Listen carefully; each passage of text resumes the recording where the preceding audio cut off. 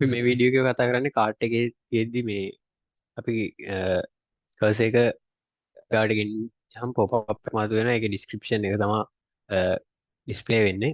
මේ ෆන්ක්ෂන් එක කොහොමද හදාගත්තේ කියලා තමයි අපි බලන්නේ. අපි යමු.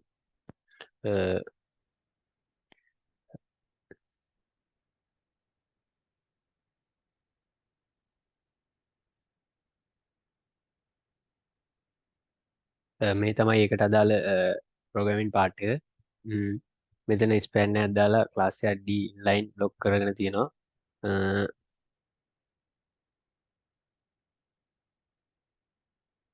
ඒකට දෙදීලා තියෙන්නේ. ඒ වුණාට මේක ප්‍රෝග්‍රෑම් පාර්ට් එක කරගත්තට ගන්න අපිට ඒ ඇනිමේෂන් පාර්ට් එක කරගන්න JavaScript ඕන කරනවා. ඒ JavaScript ටික තමයි අපි පේජ් එකේ යටම දාලා තියෙන්නේ.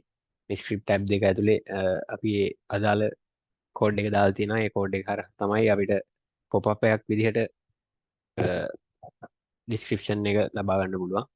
ඒ වීඩියෝ එකේ කතා කරන්නේ මේ පිළිබඳව. අපි ඊළඟ වීඩියෝ එකේදී ටික කතා කරමු.